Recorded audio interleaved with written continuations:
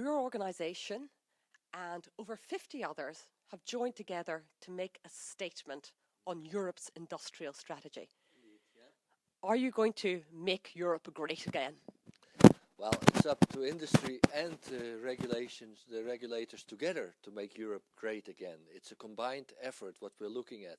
Industry can play its role, but we need help from the regulators, from the European Commission and the European institutions to create an environment in which industry can thrive.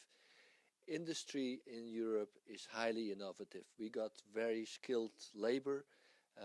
We are still great. It's not a question of making us great again. We're still great, but we want to remain great. The challenge that we're facing now is that other regions in the world are conducting targeted industrial policies to promote their manufacturing industry. And that challenge we have to meet. And for that we need help. What sort of actions would you like to see? We've seen America take what sounds like a very protectionist approach. We see other countries intervening with large sums of state aid. What would you like to see Europe do? Well, I can only answer that question for the chemical industry. In that respect, we are not looking for state aid type of measures. We're certainly not looking for protectionism. We're looking for a set of policies, a strategy with a clear action plan on the different areas that make up industrial policy, be it on energy, be it on innovation, be it on trade policy, and that have a complete vision for where the Commission wants to go with industry in Europe.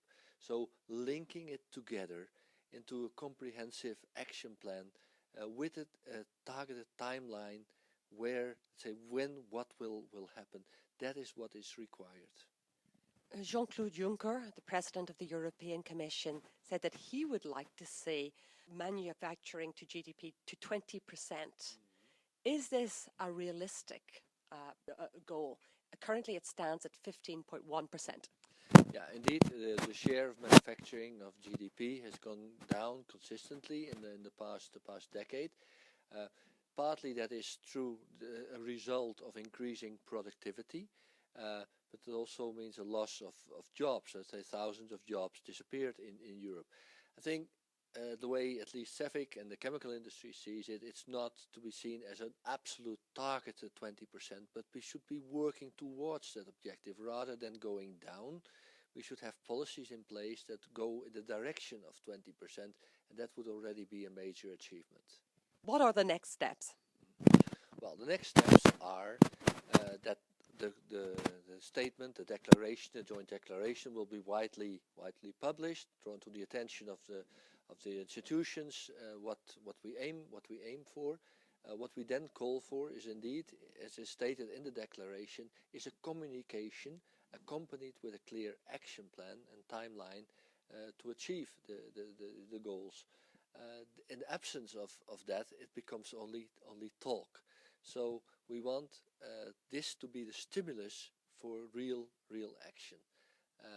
So we will continue as alliance of industry sectors to call for measures. This was clearly already foreseen 2 years ago, and in absence of that, we now have a situation where there is a sense of alarm in the industry. What is the Commission doing in response to America first, India, by China, etc. These other regions that are conducting policies. So we'd like to see a European answer, and the European answer is expected now from the institutions.